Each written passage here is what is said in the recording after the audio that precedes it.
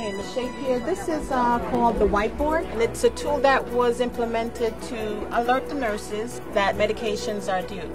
The characteristics of a healthy, thriving organization are that it can innovate. It can adapt and innovate in real time wherever it has to. Patient safety is really what medicine is all about. It seems so obvious, but constant reinforcement is so important. Dr. Katz, Dr. Velasco, please don't forget to sign the surgical safety checklist before you leave. The only way that we're really going to get to be a high reliability organization is by being innovative and supporting that and encouraging that. And if it comes from the housekeeper, or it comes from the nurse out on the unit, or it comes from the trauma surgeon, it shouldn't really matter as long as it comes. Checklists. They're actually very, very simple. And it's almost because of their simplicity that their power has been underestimated. Can you tell me your name, please? Standardization works. If you take standardized practices and apply them to medicine like they've been applied to the nuclear power industry, aviation industry, you have improved outcomes.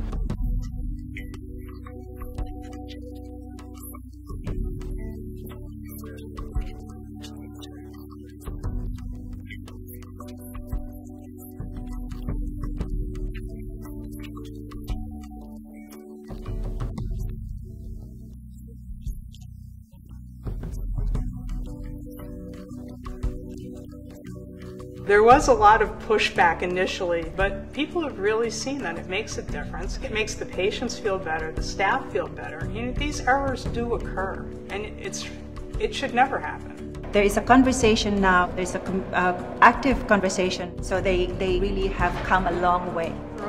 So the patient safety movement has been a gigantic step forward in improving standardized practices and improved communication between the different disciplines taking care of patients.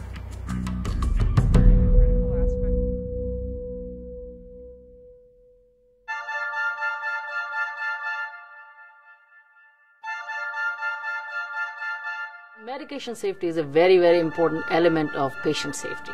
There are at least 7,000 people who die of medication errors every year. This obviously is completely unacceptable should be unacceptable to us as a country, is unacceptable to us as an institution. After what happened to me as a baby, it was something that I didn't want happen to anybody else. I lost my hearing to a medication overdose, but it wasn't discovered till years later. Because I struggled for so many years, the speech through up to here, the type of hearing aid I wore. So that's why I always became interested in medication safety. It was always my dream that no matter who it is, everybody knows that it's the right drug. So we have used technology along every step of the medication management process, and we call it a closed loop electronic medication management. That it's the right patient, the right medication, the right dose, and the right time.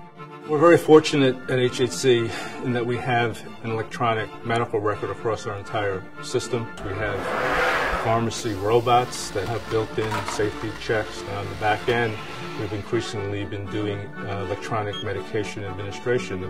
So all of that technology, particularly in connection with medication error, has made a tremendous difference. It's just enough to know you have a system in place that works all the time. It's the belief.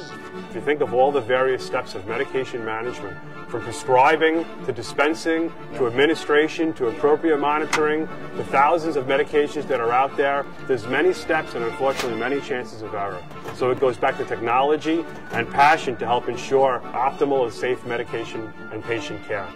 In an organization as large as HHC, making changes that are as challenging as patient safety really requires that you galvanize support across the entire organization. So it was critically important that our senior leaders, both on the administrative side and on the medical side, responded readily to this notion that we would do everything possible to enhance the safety of patients in every way that we cared for them. And that really did cascade down to direct caregivers, physicians, and nurses who are very committed to our mission and very committed to providing the best possible care for our patients.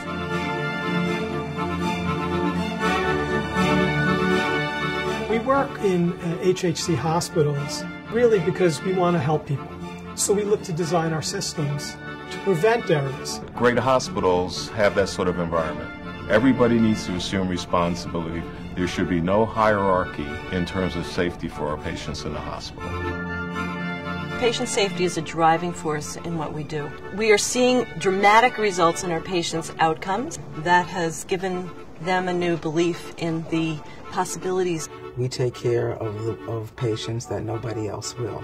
So therefore, they may not feel that they have a voice, so we have to make sure that we have the voice for them. We are a public hospital. It's our mission to provide care to everyone regardless of their ability to pay, regardless of their immigration status.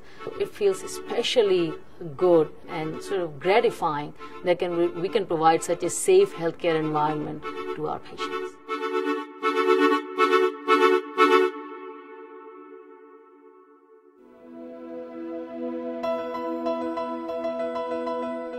Not only are we seeing objective data that reflects that our patients are safer today than they were just a few years ago, but we're also receiving recognition across the national stage on much of the work that we're doing. And I think that over time, it really did demonstrate the power of our employees' passion for the care that they're rendering. We provided them with the tools. If we did some training, if we shared best practices, we could really accomplish things that many thought couldn't be accomplished.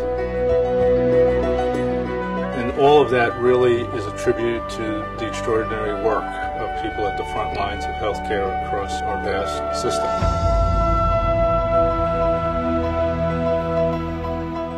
They're the ones who are making it happen, and they're the ones who are making our patients safer.